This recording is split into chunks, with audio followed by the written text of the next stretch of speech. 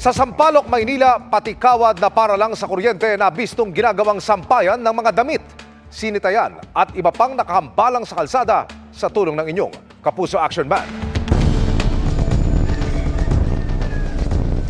Tirik ang araw kaya abala ang isang residente sa Valdez Street sa Barangay 568 Zone 55 sa Sampaloc, Maynila sa pagsasampay ng mga nilabang damit sa mga kawad ng kuryente.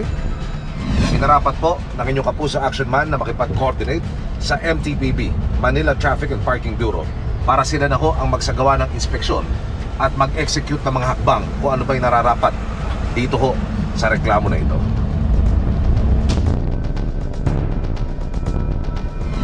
Yung pong may sinampay dito, kanino po ito?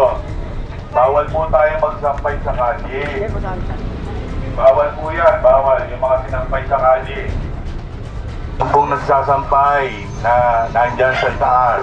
Patay mo po yun, yakin yun. Bawal po yan, sir.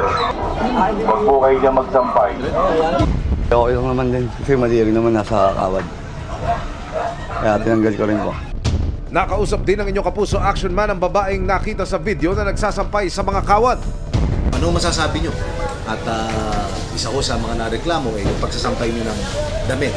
Naglalabada ako. Ngayon, minsan lang naman po ako magsampay. Pag marami ako nilalabahan. Pag marami nagpapalabas sa akin. Kasi yan lang po ng hanap buhay ko. Lahat ng inabutang obstruction sa kahabaan ng Valdez Street, isa-isa ring pinalis ng MTPB. Lahat po ng tricycle, na may-ari, pati po sa sakyan.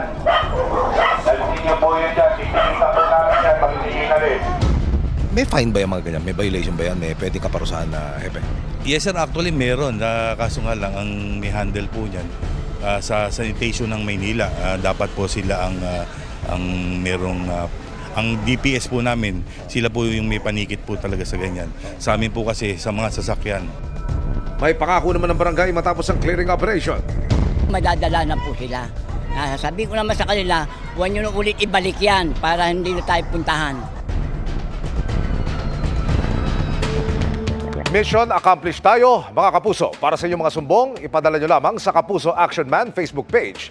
Dahil sa anumang reklamo, pang-abuso o katiwalian, tiyak may katapat na aksyon sa inyong Kapuso Action Man.